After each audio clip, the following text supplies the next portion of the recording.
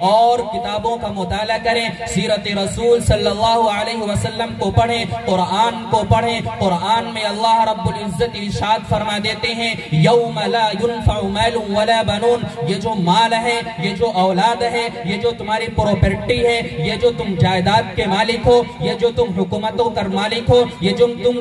معاشرے میں ایک شان رکھتے ہو، یہ تمہیں کامیابی نہیں دے سکتی ہے۔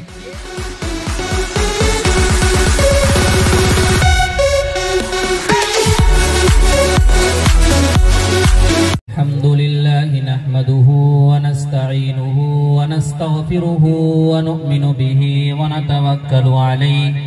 ونعوذ بالله من شرور أنفسنا ومن سيئات أعمالنا، من يهده الله فلا مضل له ومن يضلله فلا هادي له، ونشهد أن لا إله إلا الله وحده لا شريك له،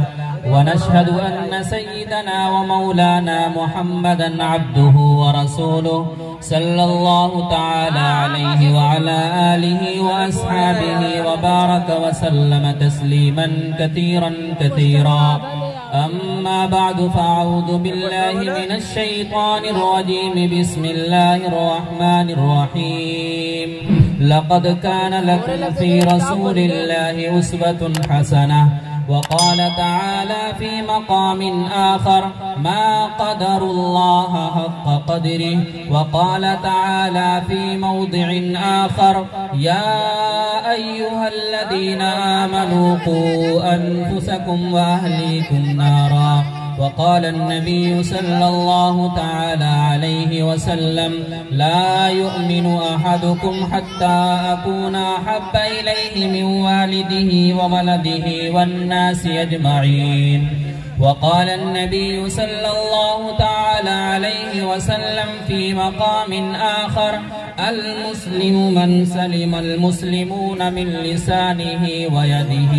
أو كما قال عليه الصلاة والسلام. حضور آئے تو سر آفرین اشپا گئی دنیا، حضور آئے تو سر آفرین اشپا گئی دنیا، اندھیروں سے نکل کر روشنی میں آ گئی دنیا، ستے چہروں کا زنگ اترا بجھے چہروں پہ نور آیا، حضور آئے تو انسانوں کو جینے کا شعور آیا، اور نماز اچھی، زکوٰۃ اچھی، کلمہ اچھا، حج بھی اچھا، مگر میں باوجود اس کے مسلمان ہو نہیں سکتا، اور نہ جب تک کٹ مروں میں خواجہ بطحا کی حرمت پر، خدا شاہد ہے کہ کامل میرا ایمان ہو نہیں سکتا۔ صدق اللہ العظیم وصدق رسولہ النبی الکریم۔ میرے واجب الاحترام بھائیوں، دوستوں اور بزرگوں، وقت بڑا مختصر ہے اور ہمارے جو دو معزز مہمان ہیں ان کا اصل خطاب ہونا ہے، اس لیے میں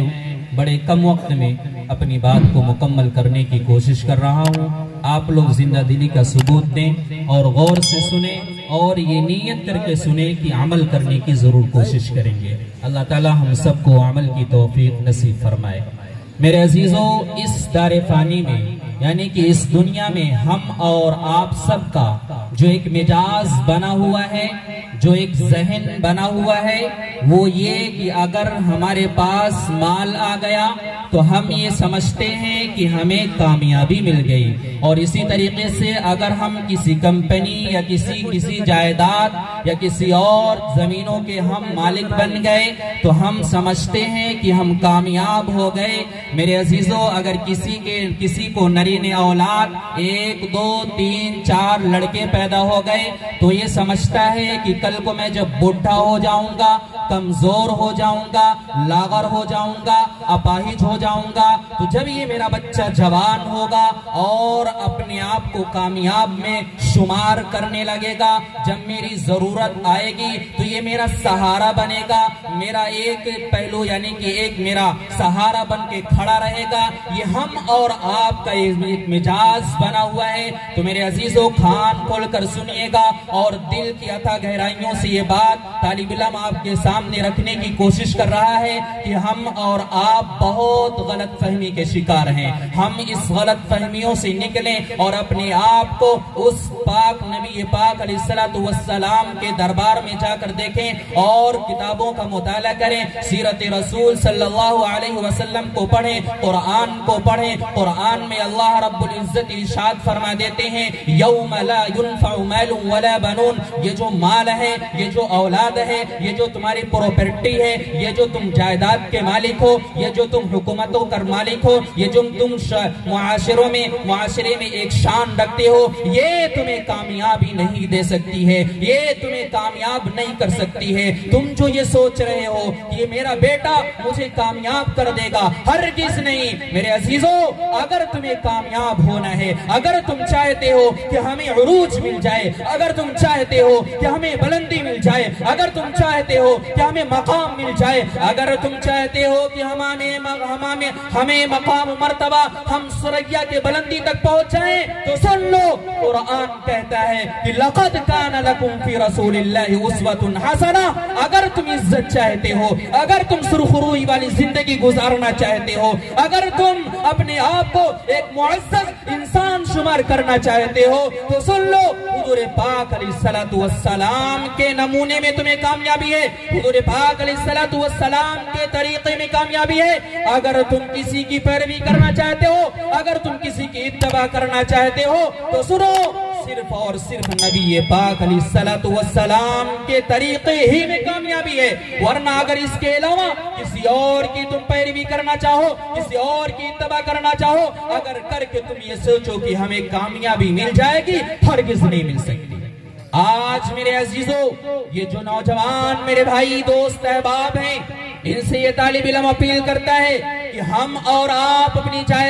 اپنی زندگی کا جائزہ لیں، اپنی زندگیوں کے بارے میں غور کریں۔ کیا ہمیں جو زندگی ملی ہوئی ہے 63 60 سال 70 سال کی عمریں جو ہمیں ملی ہوئی ہے، کیا ہماری زندگی نبی پاک علیہ السلام سے میل کھاتی ہے؟ کیا ہماری زندگی قرآن کے بتائے ہوئے طریقے پر گزرتی ہے؟ کیا ہماری زندگی صحابہ کرام کے بتائے ہوئے طریقے پر گزرتی ہے؟ تو میرے عزیزو اگر قرآن پاک کے بتائے ہوئے طریقے پر ہماری زندگی گزر رہی ہے، نبی پاک علیہ السلام کے بتائے ہوئے طریقے پر ہماری زندگی اگر گزر رہی ہے، تو سبحان اللہ الحمدللہ کے ترانے گائیے۔ اور اگر اس کا اپوزٹ ہو رہا ہو، اور اگر اس کا الٹا ہو رہا ہو، تو میرے عزیزو خیر مناؤ۔ میرے عزیزو اپنے آپ کے بارے میں فکر کرو، ہمارا کیا ہوگا اگر ہماری زندگی میں نماز نہیں ہوگی، اگر ہماری زندگی میں روزہ نہیں ہوگا، اگر ہماری زندگی میں بڑوں کا احترام نہیں ہوگا، اگر ہماری زندگی میں ماں باپ کا احترام نہیں ہوگا،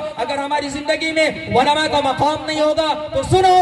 میرے عزیزو تم ذلیل و خوار ہو جاؤ گے، تم عزت مل ہی نہیں سکتی۔ اگر تم عزت چاہتے ہو تو حضور پاک علیہ السلام کے طریقے میں ہے، کیونکہ قرآن کہتا ہے وَلَا تَهِنُوا وَلَا تَحْزَنُوا وَأَنْتُمُ الْأَعْلَوْنَ إِن كُنتُم مُؤْمِنِينَ۔ اگر تم عزت زندگی گزارنا چاہتے ہو، اگر تم سرخروئی والی زندگی گزارنا چاہتے ہو، اگر تم چاہتے ہو کہ ہمارا ایک نام معاشرے کے اندر جانا جائے، پہچانا جائے، سمجھا جائے، تو سنو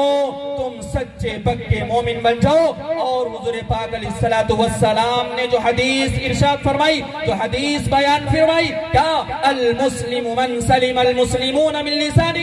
ویدہ، کہ کامل مسلمان وہ ہے، پکا مومن وہ ہے، سچا مومن وہ ہے کہ جس کے ہاتھ سے، جس کے پیر سے، جس کی زبان سے مسلمان محفوظ رہے۔ لیکن آج کیا ہوتا ہے میرے عزیزو، ہم بڑی اچھی باتیں کرتے ہیں، اپنے آپ کو بہت نیک اور صالح متقی گزارنے کی کہنے کی کوشش کرتے ہیں، لیکن یہ نہیں سوچتے کہ ہماری زبان سے جو ہمارے سامنے